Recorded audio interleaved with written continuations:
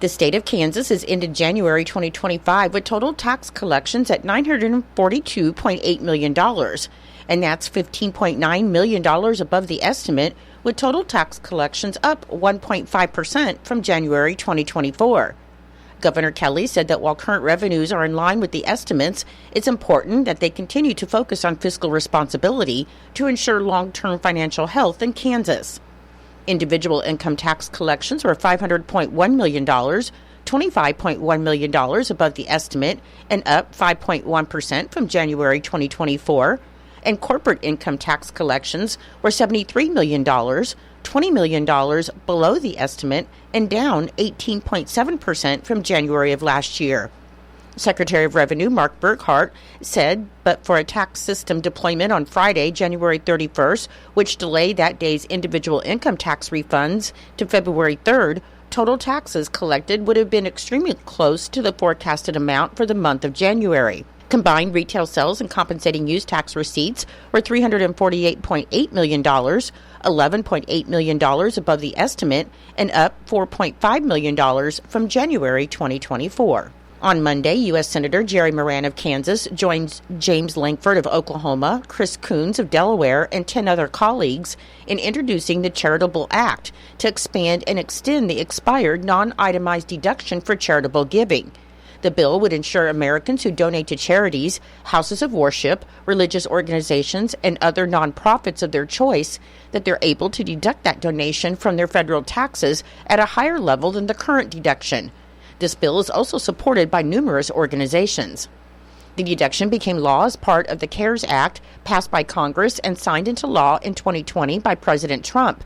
The policy resulted in 90 million tax returns utilizing the deduction, and households making between $30,000 and $100,000 saw the largest increase in charitable giving, and charitable organizations received $30 billion in increased donations as a result. Senator Moran said as Americans continuously demonstrate their generosity and their desire to help those in need through their charitable giving, updating the tax laws will help reward and incentivize more charitable donations to provide resources for individuals who need help.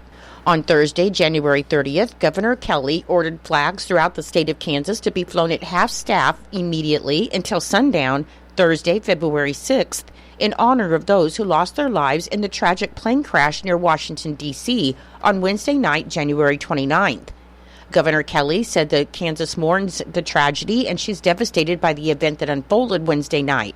She said she extends her deepest condolences to the victims' loved ones and thanks the more than 300 brave first responders in the Washington, D.C. metropolitan area who were on the scene immediately. She said this was a sad day for our state and our nation. In Nebraska news, the Lincoln Police Department reported that just before 9:30 p.m. on Thursday, officers were sent to a home on a report of a stolen handgun, a black Springfield Armory 40 SW XDS, and police said the father of the home thought his 16-year-old son had stolen the gun. On Friday, after officers received information that a 14-year-old boy had the gun, the teen was found with the stolen gun, a magazine of .40 caliber ammo, and a loaded polymer rifle magazine with .223 ammo. He was referred on suspicion of possessing a stolen firearm and possession of a stolen firearm by a prohibited juvenile offender. The next day, officers learned of several incidents where students got threatening Snapchat messages from the 16-year-old boy, and the teen referenced shooting them, and 2 schools within Lincoln Public Schools. Officers found the teen at his home and took him into custody on suspicion of several charges, including terroristic threats and possession of a stolen firearm.